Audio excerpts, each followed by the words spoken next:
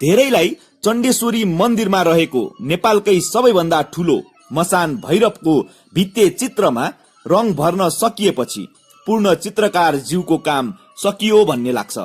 तर के तपाईहरूलाई थाहा छ त चण्डेश्वरी मसान भैरवको काम सकिसकेपछि पूर्ण चित्रकार ज्यू घर फर्कनुहुन्छ र फेरि चण्डेश्वरी जात्राकै लागि कपडामा सानो ठूलो गरेर 40 देखि 50 वटा चित्र कोर्नुपर्छ, जसमा गणेश, कुमार, कुमारी, कंकाल, बेताल, कलश, आँखा, पूजा सामग्रीहरू, पञ्चबली सबै गरेर 46 वटा जति चित्र कोर्नुपर्छ भने जात्रा अघि बनेपा आएर यी सबै चित्रहरू टालेर जानुपर्छ। त्यति मात्रै नभई द्योछेको ढोकामा आँखा रंगाउनेदेखि अन्य धेरै कामहरू पनि गर्नुपर्ने हुन्छ। यो सब गर्न चित्रकार ज्यूलाई 1 महिना जति लाग्छ। अहिले चित्रकार ज्यू यही चित्र कोर्नमा नै व्यस्त हुनुहुन्छ।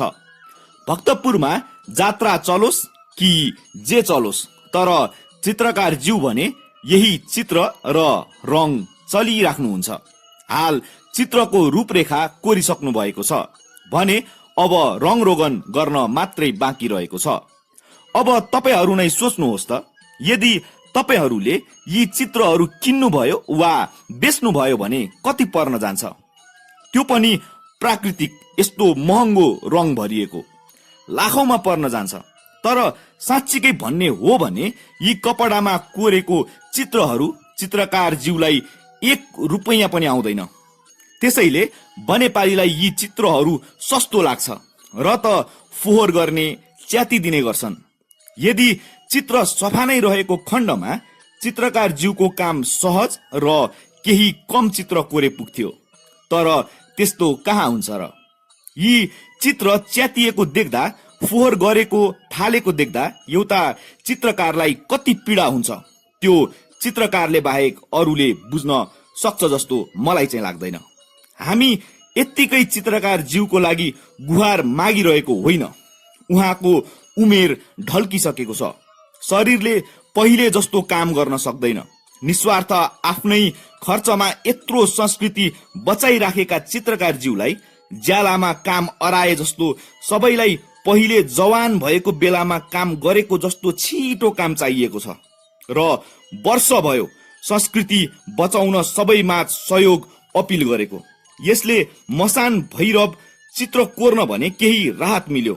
यसको लागि हामीले गाली र ताली दुवै पायौं। हामी अझै पनि तपाईहरू सामु चित्रकार ज्यूको यो कलालाई सम्मान गर्न, यो संस्कृति संरक्षणको लागि र संस्कृति बचाउनेहरूलाई बचाउनको लागि 2 हात जोडेर सहयोग माग्दछौं। उहाँ फेरि चण्डेश्वरी जात्रा अघि यी चित्रहरू लिएर आउनुहुनेछ भने यसपालि चण्डेश्वरी मन्दिरमा रङ भर्न अरू धेरै काम पनि थपिएको छ। जस्तै सिंहमा रङरोगन गर्ने, द्यछेको तोरणमा पनि रङरोगन गर्नुपर्छ भन्ने कुरा आएको छ, जसको लागि चित्रकार ज्यू 4-5 दिन बनेपामा नै बसेर काम गर्नुपर्ने भएको देखिन्छ। कला, भाषा, सम्पदा, संस्कृति तथा यी सबै संरक्षण गर्नेहरूको पनि संरक्षण गरौं। यो नै हामी सबैको पहिचान हो र हाम्रो कर्तव्य पनि हो।